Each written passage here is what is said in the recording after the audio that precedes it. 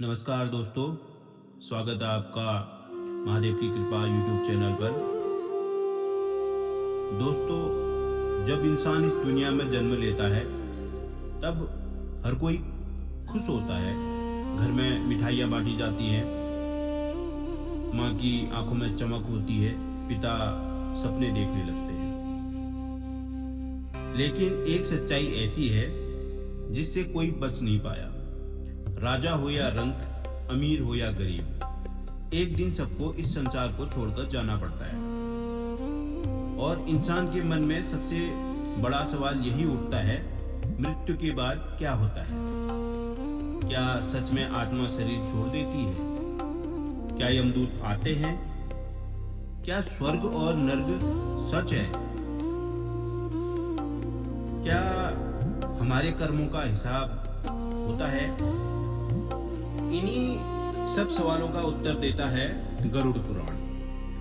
गरुड़ पुराण केवल एक ग्रंथ नहीं है, बल्कि जीवन और मृत्यु का दर्पण है। इसे भगवान विष्णु ने अपने वाहन गरुड़ देव को सुनाया था।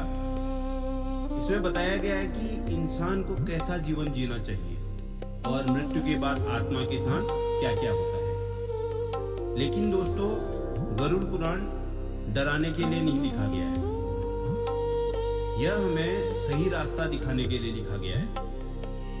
क्योंकि जो इंसान सच जान लेता है वो पाप करने से पहले 100 बार सोचता है। गरुड़ पुराण कहता है, संसार मिथ्या है,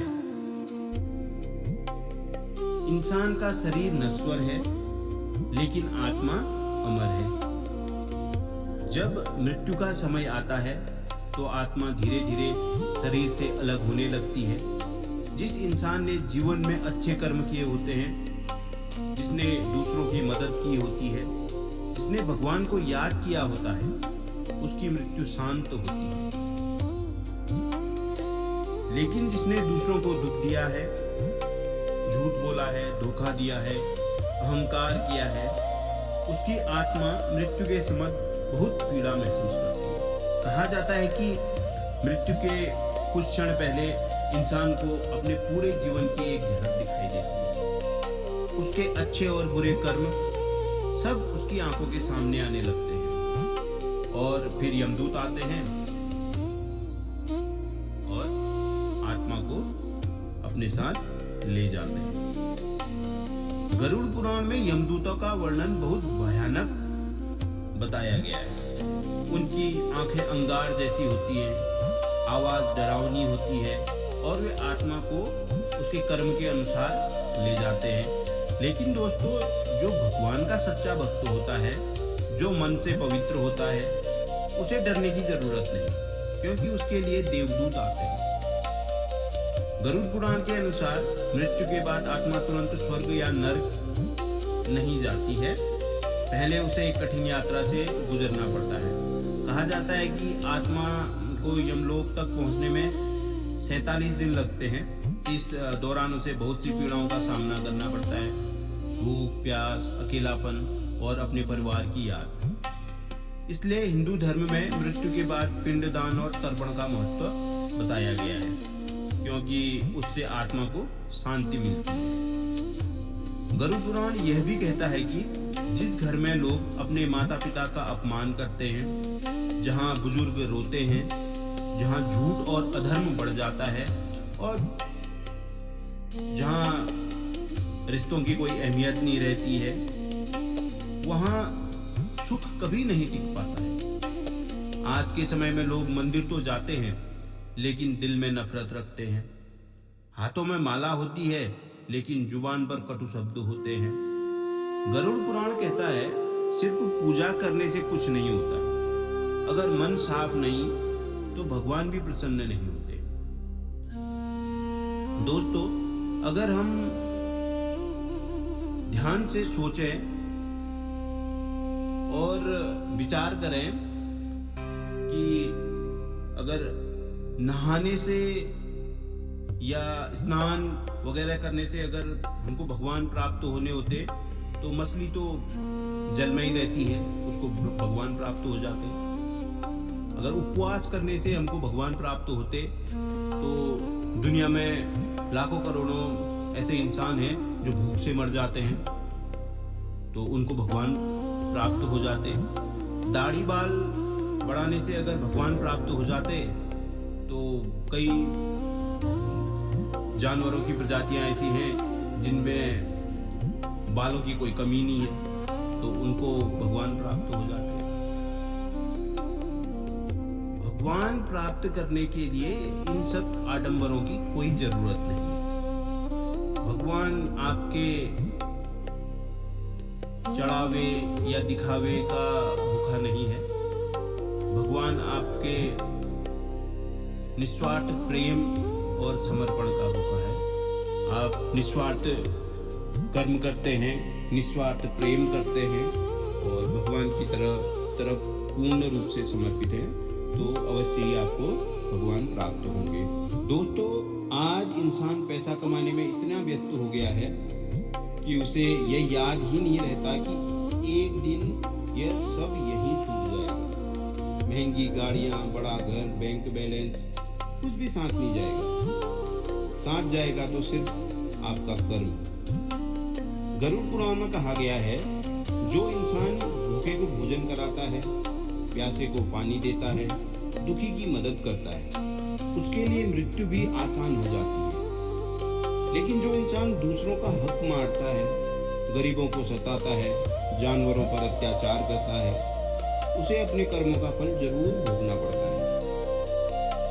गरुड़ पुराण में नरक का भी वर्णन मिलता है। कहा गया कि अलग अलग पापों के लिए अलग अलग दंड निर्धारित होते हैं। जो झूठ बोलते हैं, जो धोखा देते हैं, जो किसी का दिल तोड़ते हैं, उन्हें अपने कर्मों का परिणाम भुगतना ही पड़ता है। लेकिन दोस्तों, भगवान केवल दंड नहीं देते, वे सुधारने का भी मौका देते हैं। अगर इंसान सच्चे मन से पश्चाताप करे, अपने कर्म सुधार ले, तो उसका जीवन बदल सकता है। गरुड़ पुराण हमें डराकर नहीं, जगाकर सही रास्ता दिखाता है। यह ग्रंथ कहता है, क्रोध इंसान का सबसे बड़ा दुश्मन है, अहंकार सबसे बड़ा पाप है और दया सबसे बड़ा धर्म है। जिस इंसान के दिल में दया होती है, भगवान उसके साथ हमेशा रहते हैं। दोस्तों, आज सोशल मीडिया की दुनिया में लोग दिखावे में जी रहे हैं। लोग बाहर से खुश दिखाई देते हैं, लेकिन अंदर से टूटे हुए होते हैं। गरुड़ पुराण हमें सिखाता है कि असली सुख बाहर नहीं, अंदर होता है। अगर मन शांत हो तो छोटी सी जिंदगी भी स्वर्ग बन जाती है, और अगर मन अशांत हो तो महल में रहकर भी इंसान दुखी रहता है। गरुड़ पुराण में यह भी कहा गया है कि जिस इंसान को अपने कर्मों पर घमंड हो जाता है, उसका पतन निश्चित होता है। रावण बहुत ज्ञानी था, लेकिन अहंकार ने उसे खत्म कर दिया। इसलिए इंसान को हमेशा विनम्र रहना चाहिए। दोस्तों, जीवन बहुत छोटा है। किसी से नफरत करने से या किसी से नफरत करने में इसे बर्बाद मत करो। अगर किसी ने आपका दिल दुखाया है तो उसे माफ कर दो। दया धर्म का मूल है, पाप मूल अभिमान। क्योंकि नफरत सबसे पहले इंसान को अंदर से जलाती है। गरुड़ पुराण कहता है, माता पिता की सेवा सबसे बड़ा पुण्य है। जो माता पिता का सम्मान करता है, उसके जीवन में सुख और शांति बनी रहती है। लेकिन जो उनका अपमान करता है, उसके जीवन में कभी स्थायी सुख नहीं आता। आज लोग भगवान को तो ढूंढते हैं, लेकिन अपने घर के बुजुर्गों में भगवान को नहीं देखते। याद रखिए, जिस घर में माता पिता मुस्कुराते हैं, वहाँ भगवान खुद निवास करते हैं। दोस्तों, गरुड़ पुराण का सबसे बड़ा संदेश यही है कि जीवन अनमोल है। हर एक दिन ऐसा जियो कि अगर कल मृत्यु भी आ जाए तो पछतावा न रहे। किसी का दिल मत दुखाओ, जरूरतमंदों की मदद करो, सच बोलो, अहंकार छोड़ दो और भगवान को केवल मंदिर में नहीं, अपने कर्मों में बसाओ।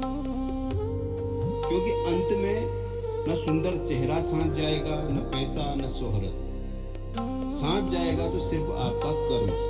और शायद इसी वजह से गरुड़ पुराण आज भी उतना ही सत्य लगता है जितना हजारों साल पहले था। तो दोस्तों, अगर आप चाहते हो कि आपका जीवन सुखी, शांति और सम्मान से भरा हो, तो आज से ही अपने कर्मों में बदलाव करना शुरू कर दो, क्योंकि समय किसी के लिए नहीं रुकता। एक दिन सबको जाना है, लेकिन जाने से पहले ऐसा जीवन जरूर जीना कि लोग आपके जाने के बाद भी आपको प्यार दें और याद करें। हर हर महादेव।